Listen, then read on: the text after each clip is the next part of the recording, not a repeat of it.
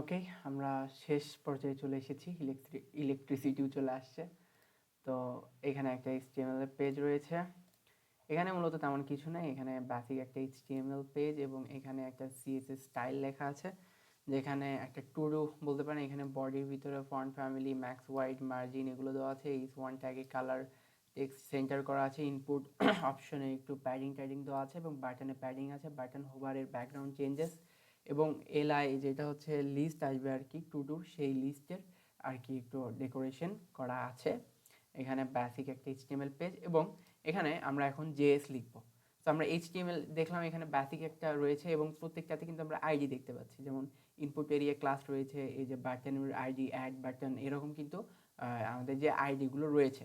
তো আমরা যদি to-do.js এর ভিতরে আসি, যেটা এখানে কানেক্ট করা আছে, আর লিঙ্ক দিয়ে যেহেতু স্টাইল শিট কানেক্ট করা ছিল, বাট আমি ভিতরে লিখেছি। তো এই যে to-do.js এর ভিতরে আমরা যদি আসি, আমাদেরকে প্রথমে কি করতে হবে, সেই আইডি দিয়ে আমাদেরকে সিলেক্ট করতে হবে। ক্লাস দিয়ে, ইভেন্ট লিসেনার দিয়ে, এগুলো দিয়ে আমাদেরকে কী করতে হবে, এই HTML-গুলোকে সিলেক্ট করতে হবে। তো আমরা প্রথমে হচ্ছে যে সিলেক্ট করে নিই। তো এই যে এখানে আমরা দেখতে পাচ্ছি কনস্ট টাস্ক ইনপুট।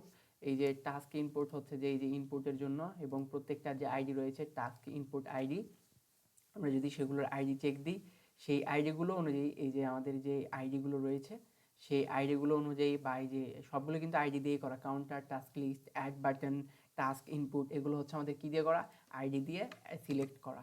তারপরে আমরা এখানে একটা লিখেছি হচ্ছে লেট, একটা ভেরিয়েবল করেছি টাস্ক, এবং এর ভিতরে জেসন ডট পার্সার ইউজ করে জেসন পার্স করা হয়েছে লোকাল স্টোরেজ গেট আইটেম টাস্কের জন্য। এইখানে আমরা হচ্ছে লোকাল স্টোরেজে আর কি স্টোর করেছি।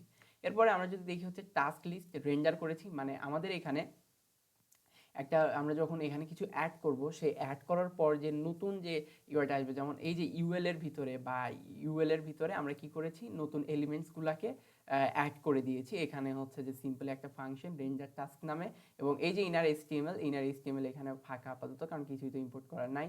এখানে টাস্ক ডান কিনা সেইটা নির্ভর করতেছে, এবং এই যে এলআই এর ভিতরে ইনার এইচটিএমএল, এখানে এই আমরা HTML কোডটা লিখেছি। এরপরে আমরা লিখেছি হচ্ছে কনস্ট ডান, যেখানে টাস্ক ডট ফিল্টার করা হচ্ছে যে লেন্থের উপরে, এবং এখানে পেন্ডিং কিনা সেইটা, ডান কিনা এইটা, কতটা ডান হয়ে আছে, কয়টা বাকি আছে, সেই বিষয়গুলো এখানে হিসাব নিকাশ করা আছে টেক্সট কাউন্টের মাধ্যমে। এবং এখানে লোকাল স্টোরেজে সেভ করার জন্য আমরা local storage dot set item ব্যবহার করেছি। এবং এরপরে আমরা নতুন টাস্ক যোগ করার জন্য আমরা এখানে একটা অ্যাড টাস্ক ফাংশন নিয়েছি। এই ফাংশনের ভিতরে task input dot value dot trim ব্যবহার করেছি, এবং সেখানে আমরা একটা সিম্পলি অ্যালার্ট দিয়েছি যে অনুগ্রহ করে কাজের নাম লিখুন। যদি আমরা ফাঁকা, যে টেক্সট মানে হচ্ছে ফাঁকা, এমটি যদি আমরা যোগ করার চেষ্টা করি, তাহলে আমাদেরকে অ্যালার্ট দিবে। এবং টাস্ক ডট পুশের মাধ্যমে আমরা টেক্সটকে কী করেছি, সেখানে হচ্ছে যে অ্যাড করে দিয়েছি।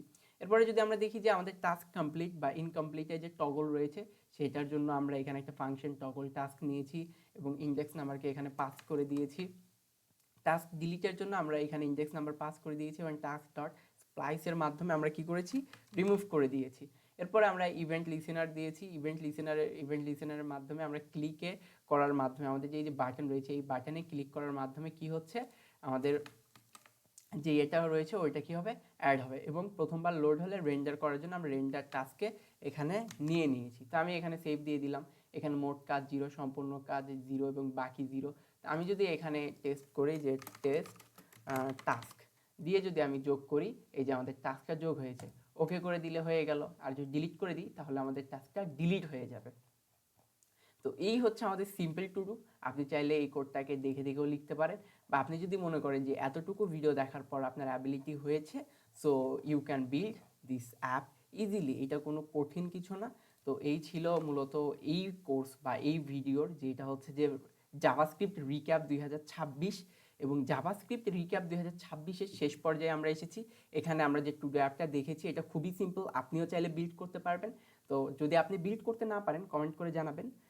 কোনো সমস্যা থাকলে জানাবেন, অবশ্যই আমরা হেল্প করব। আর এই এতটুকু আশা করি ভালোভাবে দেখেছেন, এতটুকু। এছাড়া আপনি হচ্ছে যে আমার এই অ্যাপটা ট্রাই করে দেখতে পারেন। আশা করি দেখা যাচ্ছে এই যে স্ক্রিন ফাটা, ডক কিউআর টুলস, এই অ্যাপটা আপনি ব্যবহার করে দেখতে পারেন এবং প্লে স্টোরে রিভিউ দিতে পারেন। গুগল প্লে স্টোরে অ্যাভেলেবেল, ডক কিউআর টুলস লিখে সার্চ দিলেই আসবে। আইকনটা আরেকবার একটু দেখে নেন, আশা করি দেখা যাচ্ছে। তো ঠিক আছে, এই ছিল মূলত আজকের ভিডিও। তো কোনো প্রবলেম হলে অবশ্যই কমেন্ট করে জানাবেন, ভিডিওর ডিসক্রিপশনে কমেন্ট করবেন। এই ছিল হচ্ছে যে এই আমাদের প্রজেক্ট, যেটা টু ডু প্রজেক্ট, খুবই সিম্পল একটা প্রজেক্ট। এছাড়া আপনি জাভাস্ক্রিপ্টের সবচেয়ে গুরুত্বপূর্ণ বিষয়গুলো আজকে শিখেছেন। এখন আপনার সব বিষয় হচ্ছে প্র্যাকটিস করা। আজকে আমরা যা যা শিখলাম সেটা যদি আমরা রিক্যাপ করার চেষ্টা করি, তাহলে আমরা শিখেছি হচ্ছে ভেরিয়েবল, var, let, const এবং ডেটা টাইপস। অপারেটরস শিখেছি, কন্ট্রোল ফলো শিখেছি এবং লুপস শিখেছি। ফাংশনের ভিতর regular, arrow, higher order, closure ফাংশনগুলো শিখেছি। অ্যারেজ এবং শক্তিশালী অ্যারেজ মেথড শিখেছি। অবজেক্ট এবং ডিস্ট্রাক্টিং শিখেছি। ডোম ম্যানিপুলেশন দিয়ে ইন্টারঅ্যাক্টিভ পেজ তৈরি করেছি। ES6+ মডার্ন ফিচার যেমন ক্লাস, মডিউলস, টেমপ্লেট, লিটারেলি এগুলো শিখেছি। এসিনক্রনাস জাভাস্ক্রিপ্টে কল ব্যাক, প্রমিস, এসিঙ্ক এবং অ্যাওয়েট এগুলো দেখেছি। এরর হ্যান্ডেলিং দেখেছি এবং সম্পূর্ণ একটা টু ডু অ্যাপ বিষয়ে আমরা দেখেছি।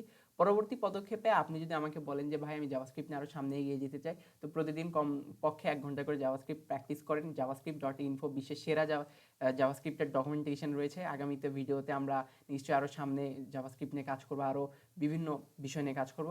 তো সেই কারণে আমাদের চ্যানেলটিকে সাবস্ক্রাইব করতে পারেন। কোনো প্রশ্ন থাকলে কমেন্ট করবেন। আবারও বলতেছি, ভিডিও ভালো লাগলে অবশ্যই লাইক শেয়ার করতে পারেন। তো এই ছিল মূলত আজকের ভিডিও।